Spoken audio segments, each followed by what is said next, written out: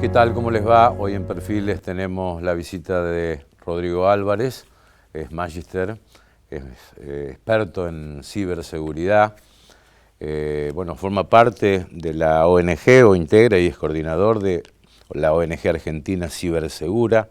Vamos a hablar de un tema fundamental que nos atañe a todos.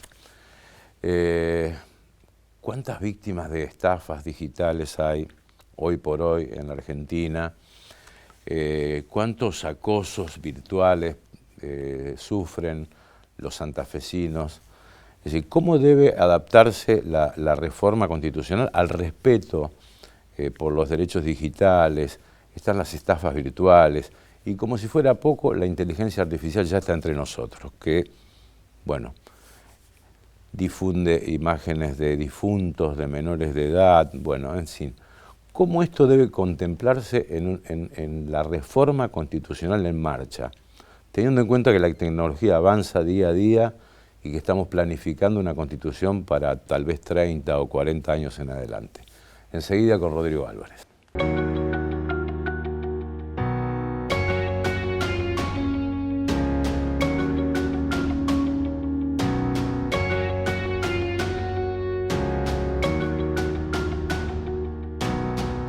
Hola Rodrigo, ¿cómo te va? Hola, muy bien, gracias por la invitación. No.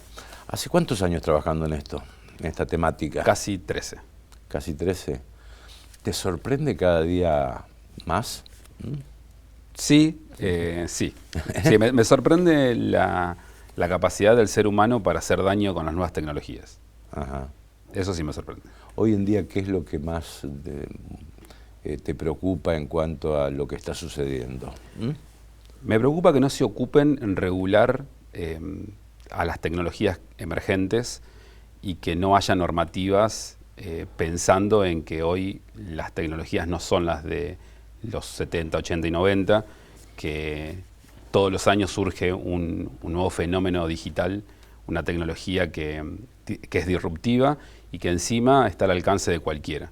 Tal vez hace unos 40, 50 años atrás, esas tecnologías que iban surgiendo estaban al alcance de científicos, académicos, lógicamente siempre el ejército del país que sea era innovador en lo que es tecnología, pero hoy en día surgen desde ahí, surgen desde la esfera académica, científica y a veces militar, pero en muy poco tiempo están en manos de un ciudadano común. Y ese alcanzarle a cualquier ciudadano es justamente el problema que hoy tenemos de que utilizan esas tecnologías para cometer algún tipo de daño, en principio. Después, lógicamente, se puede pensar ya en delitos. ¿Cuáles son los más frecuentes en tu criterio hoy en día? Hoy la inteligencia artificial utilizada para generar deepfake. El deepfake es una forma de generar contenidos audiovisuales con una muy buena calidad, suplantando identidades o a veces 100% generadas con inteligencia artificial, identidades que no existen. Y con eso llevan adelante generalmente estafas, para lo que más se usa, pero también se usa mucho para generar caos en la sociedad. Hace muy poco, en las elecciones de Buenos Aires, se modificaron videos de Macri y de una persona que iba con él en su partido, no recuerdo el nombre, para cambiarle la voz, cambiarle la gesticulación y hacerle creer a la ciudadanía de que estaba pasándose a otro partido político. Así como eso hay un montón en todo el mundo y siempre en los últimos años ha sido utilizado justamente para causar un poco de terror en la sociedad. Esto también lo menciono porque se usa mucho en el terrorismo para generar videos falsos. ¿Cómo se protege uno frente a esto, ¿no? Y me parece que es parte de la idea que ustedes están presentando en la Constitución, en la reforma de la Constitución, ¿no? Bien. ¿Cómo se protege uno frente a la suplantación de identidad, a la copia de una tarjeta de crédito que uno deja en un restaurante, las estafas virtuales? Es decir, ¿cómo se protege uno o cómo debería protegerse uno? Bueno, es una pregunta compleja de responder para que la sociedad se prepare. En realidad, la tecnología de los últimos 25 años, o tal vez un poquito más, llegó a nuestra sociedad sin un manual de instrucciones. O sea, llegó, la empezamos a usar, nadie nos enseñó a usarla, aprendimos a usar un poco a las patadas, bien, mal, como sea, pero en definitiva aprendimos a usarla. Entre comillas aprendimos, porque entre ese aprender dejamos de lado temas importantes como la protección de nuestros datos. Entonces tenemos un montón de datos distribuidos en Internet que sirven para cometer este tipo de delitos o estafas que vos mencionabas, como por ejemplo las estafas con tarjetas de crédito, que a veces es en la clonación de una tarjeta física que van a un cajero o tal vez a un comercio y le clonan la tarjeta con un lector de banda magnética, y en otras ocasiones llega un mail, un mensaje o un WhatsApp con una supuesta promoción, con que ganaste un sorteo, con que se suspendió tu servicio, te pide que llenes formularios, dejamos datos personales ahí que son luego utilizados para cometer fraudes o para suplantar identidad. Y en este de suplantar identidad, ahí ya tenemos un problema. Primer problema, en Argentina la suplantación de identidad digital no es delito, no está contemplada en el Código Penal argentino. Otro problema, nuestra ley de protección de datos personales es del año 2001. O sea, pasaron casi 25 años con una ley vieja, con un montón de fenómenos que fueron surgiendo en esos 24 años posteriores a que se promulgó, y quedaron por afuera un montón de garantías que nos tendrían que proteger en los tiempos que estamos pasando hoy con tantas tecnologías. ¿Cómo que no hay ley por la suplantación de identidad? No se promulgó una ley para eso cuando se hizo en el 2008 la reforma del Código Penal con la Ley de Delitos Informáticos. Se incorporaron una batería de delitos que sugería el Convenio de Budapest. El Convenio de Budapest es un convenio que se firma en Europa, donde en principio participaron países de la Unión Europea para integrar dentro de sus políticas de pena diferentes temáticas o cuestiones que iban surgiendo con las nuevas tecnologías. Y ahí aparecieron, bueno, delitos como el grooming, como el acceso indebido a un sistema informático, lo que se conoce como hackeo, el fraude informático, entre otros delitos que sugiere el Convenio de Budapest, para que después cada país que se adhiera promulgue una ley de su derecho interno. O sea, Argentina tomó esa sugerencia y fue incorporando. Pero ni siquiera el Convenio de Budapest sugirió en ese momento la suplantación de identidad digital. Entonces, al día de hoy Argentina no lo tiene, como otros países, pero en Europa cada país sí lo fue regulando. En España, por ejemplo, sí está regulada la suplantación de identidad digital y se pena, lógicamente. Acá, como no es un delito penal, es muy difícil la persecución en ese sentido. ¿Cómo se vincula la ciberdelincuencia con, a su vez, la ciberadicción a las redes digitales, a Internet? Porque muchas veces los gobiernos prácticamente te empujan, ¿no? Con las aplicaciones, la aplicación de vacunas, la aplicación para poder conducir, la aplicación de licencia de conducir, etcétera, etcétera. Es decir, ¿se vincula esto con también prácticamente te están empujando a que vos uses un celular permanentemente para todo tipo de actividades?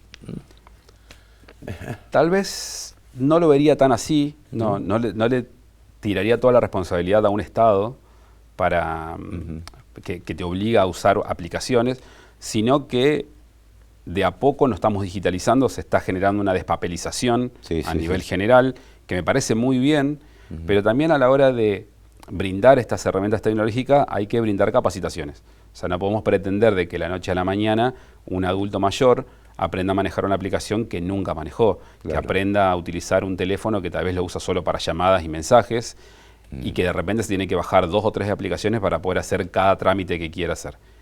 Que es ágil, por supuesto, que es mucho más rápido, ni hablar, que garantiza a veces la trazabilidad de las operaciones, por supuesto. Tiene muchísimas ventajas la tecnología, el tema es que también hay que brindar capacitaciones. Entonces, ahí donde está fallando para mí el Estado, en general, falta políticas públicas en materia de capacitación de nuevas tecnologías y de ciberseguridad. Ahora, dejando de lado el Estado, no existe un grado de responsabilidad, por ejemplo, de bancos, de entidades financieras, ¿no? Con prácticamente la simulación de transferencias de cuentas que después se traslada a otra cuenta y después termina en el exterior en una cuenta offshore, por ejemplo, ¿no? ¿Cómo se investiga eso? Porque tenés que hacer un juicio al banco para recuperar la plata muchas veces. Sí, generalmente se resuelve con un juicio al banco, con un reclamo en principio, y después el banco va a determinar si si es un problema que ellos podrían haber evitado o si ellos utilizaron todas las medidas y garantizaron la seguridad y ya fue un error del usuario y se tendrá que ir a juicio. Pero en definitiva, esto que vos planteabas de los bancos, está regulado. El Banco Central post pandemia alargó un montón de regulaciones en materia de seguridad informática y sobre todo en seguridad de aplicaciones y utilización de home banking para poder garantizar al usuario una trazabilidad y unas transacciones de forma segura y que es realmente el usuario que está queriendo hacerlo. Ahora, el banco no tuviera que verificar, hablando de suplantación de identidad, la identidad de quién solicita un préstamo, un crédito, etcétera. Por supuesto, es ahí donde generalmente hacen un poco de agua, no porque no lo tengan, sino porque, bueno, hablando con gente que trabaja en bancos, de diferentes bancos del país, donde yo soy docente en varios lugares, tengo alumnos que trabajan en seguridad informática en bancos, y en conversaciones en privado, no voy a dar nombre de bancos, lógicamente, pero a veces les sale mucho más económico tener que salir a cubrir ese reclamo que le hace el usuario a pagar una plataforma de ciberseguridad de control, trazabilidad y alerta que se paga en dólares y hay que tener una membresía anual. Le sale mucho más barato pagarle al usuario que estar pagando esa plataforma. Entonces a veces eligen esa opción. No todos los bancos, lógicamente. En términos muy vulgares, bueno, tiempo atrás vos ibas a pedir un crédito a un banco, te pedían hasta exámenes de sangre, ¿no? Y hoy en día, bueno, rápidamente a alguien, desde por ejemplo una aplicación de Mercado Pago, como ocurrió hace muy poco, se obtuvo un crédito de 7 millones de pesos, por ejemplo, inmediatamente, con 2 clics. Sí, en ese caso particular, que sé cuál es el caso que mencionás, sí. Fue muy fácil hacerlo porque la persona que lo obtuvo era empleada del comercio, conocía la contraseña, la validación de identidad seguramente ya estaba hecha, se hizo desde el dispositivo que se utiliza habitualmente para generar cobros. Entonces, como que ya estaba todo sorteado, ahí ya la persona que sacó el crédito no tuvo que romper ninguna barrera de seguridad. Solo ingresar al comercio y hacer la maniobra y sacar el crédito y transferírselo a su cuenta. Nada más. Entonces ahí yo no veo una falla en el sistema, en la aplicación de la billetera virtual, sino más bien en un descuido por parte del titular del comercio que le permitió el acceso a cualquiera, a terceros, y bueno, nada, digamos, confió y lo traicionaron. Básicamente eso fue lo que pasó. Sí, tenía la llave del negocio. Por eso. Apagó las cámaras y demás. Es un tema muy particular. Pero después sí hay un montón de casos donde llaman suplantando la identidad de alguna institución, le hacen creer a la víctima de que tienen un problema, siempre es con una urgencia, un problema que es la típica de las estafas, hay una emergencia, hay un sorteo, te ganaste algo, siempre hay algo que te altera las emociones y terminan haciéndonos creer de que realmente son quien dicen ser. Y en esa manipulación del cerebro y de que se llama ingeniería social, donde logran jugar con nuestras emociones, nos terminan sacando un montón de datos o a veces nos hacen instalar una aplicación de acceso remoto, como puede ser TeamViewer, que sirve para controlar un dispositivo desde otro dispositivo. Esa es una de las técnicas que más se usa en los últimos años para poder acceder a todo lo que está en el teléfono. O sea, como tiene acceso remoto, puede acceder a todo.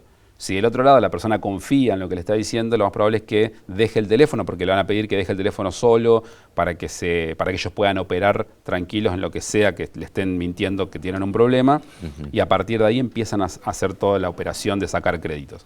Y ahí sí yo veo una falla de seguridad, porque más allá de que se está haciendo desde el dispositivo de la víctima, pero de manera remota, las direcciones IP, desde dónde se accedió a la cuenta bancaria, hacia dónde se transfirió el dinero, la cantidad de dinero que se transfirió. Si habitualmente un cliente de un banco transfiere, no sé, por hablar de números altos, 1 millón por mes a diferentes cuentas, y de repente en un solo día transfiere 7 millones, saca un crédito y se lo transfiere a otra cuenta, eso debería tener una alerta para que el banco advierta esto y bloquee la cuenta, suspenda o se comunique con el usuario para verificar que si realmente es la persona la que está queriendo. Esto no está sucediendo. Rodrigo, vamos a hacer una pequeña pausa. Y después ya concretamente decime cómo esto se podría proteger nuestros derechos en una futura constitución. ¿De qué forma, de qué manera? Claro. Enseguida seguimos con Rodrigo Álvarez aquí en Perfiles.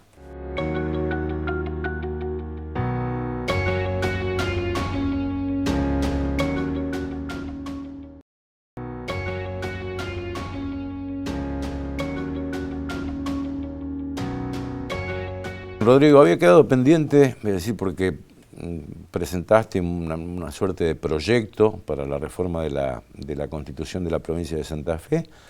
¿De qué forma podríamos estar medianamente protegidos constitucionalmente? ¿Cuál es la idea? Bueno, esta oportunidad que está viviendo Santa Fe la han aprovechado varios, presentaron muchos proyectos relacionados a derechos y garantías en lo digital, derechos digitales sobre todo. Hay varias personas que presentaron, tanto ciudadanos comunes como constituyentes que están dentro del equipo de la reforma. Pero lo que no se presentó fue un proyecto de un observatorio. Y es ahí donde yo lo vengo pensando hace unos 4 años. Fue antes de la pandemia en realidad que empecé a pensarlo con una compañera de la ONG. Tener un observatorio a nivel nacional que pueda entender qué va pasando día a día, sobre todo con grooming. Nuestra idea era por ese lado.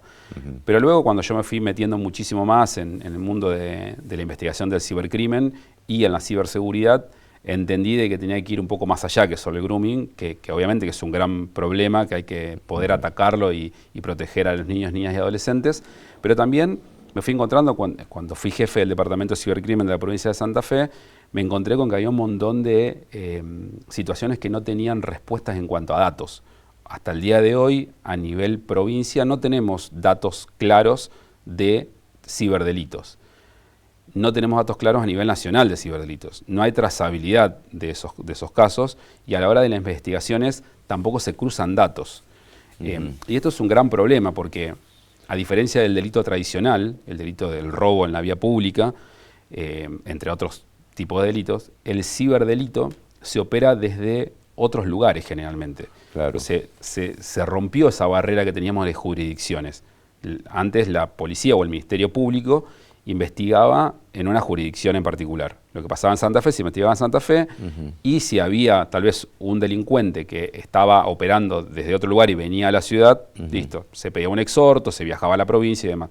Hoy todo eso está roto completamente porque hoy se puede desde Santa Fe cometer un delito hacia el mundo, a cualquier lugar del mundo, o viceversa. Pero no solo eso, porque tal vez podría pasar acá, tal vez yo desde Santa Fe podría estar cometiendo un delito en la propia ciudad, pero sí o sí alguno de los elementos que utiliza el cibercriminal para cometer adelante su delito está alojado en otro lugar. Sí, ese es un problema. Para eso está el Convenio de Budapest, justamente. Claro. Porque obliga a las empresas de tecnología a colaborar con las investigaciones.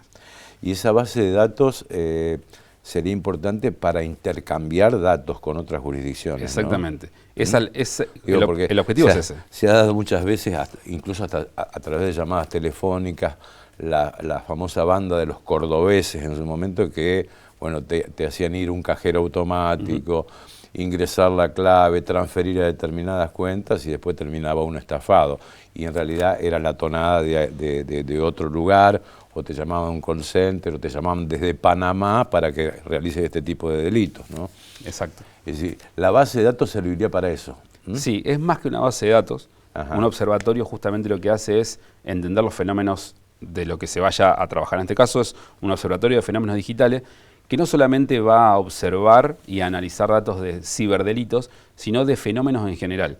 Y el término fenómenos viene de la mano de que todos los años aparece un fenómeno digital diferente. Hace unos 2 años atrás era la criptomoneda, este año es la inteligencia artificial, el próximo año va a ser la computación cuántica, a principios del 2000 fueron las primeras redes sociales, después aparecieron las redes sociales más fuertes, las que ya se podía compartir multimedia, como Facebook, después aparecieron las plataformas de video como YouTube, las de música como Spotify, y todas las generaciones de tecnología fueron trayendo un fenómeno nuevo hacia el usuario, hacia la sociedad. Bueno, entender qué sucede ahí. También tenemos un gran problema, un gran fenómeno que son los juegos de apuestas en línea. Bueno, ahí hay otro gran problema, las plataformas que no están instaladas en el país fundamentalmente, y también el direccionamiento a menores de edad, porque en las estafas de las apuestas ilegales, por ejemplo, que denunció Lotería aquí en la provincia de Santa Fe, se detectaron cerca de 40.000 menores de edad jugando. Sí, eso es un tema que me parece que se puede regular, hay formas de regularlo. la provincia de Santa Fe está haciendo cosas, a diferencia de otras provincias, pero eso no se termina de resolver si no se ataca al usuario que está consumiendo eso, que es a los niños, niñas y adolescentes. Atacarlo en el sentido de llevarle información certera, capacitarlos, contarles de qué se trata cuando una persona se transforma en un adicto, pero previo a eso, porque prefiero decirle consumo problemático, y cómo los videojuegos tradicionales, una plataforma de juego como puede ser PlayStation y toda esa gama de juegos que tiene, fueron llevando a los niños desde un juego de fútbol como puede ser FIFA, donde te sentabas a jugar con la consola o con un colega a un partido de fútbol, hoy se transformaron en una casa de apuesta. Están todo el tiempo esperando que aparezca una figurita con el jugador, pagando para ganar, lo que se llama pay to win, o pagando para progresar, pay to progress. Entonces todo eso lo lleva a que los chicos quieran pagar para poder obtener lo que quieran. ¿Qué diferencia hay entre eso y pagar para ganar un partido de fútbol que se está jugando en el mundo real y esperando resultados? O pagar en un casino online para que una maquinita me dé 3-7 y me dé algo de plata para seguir apostando. Están a nada, sobre todo porque todos esos juegos, tanto FIFA, Free Fire, PES y todos los juegos hoy tienen colores, músicas y recompensas variables intermitentes que son iguales a los casinos. Iguales, exactamente iguales. Uno imagina que hay mucha gente que no denuncia, ¿no? ¿Vos coincidís? Por supuesto. Porque o sea que estamos hablando de un universo que denuncia y un gran universo que tal vez no denuncia estas estafas.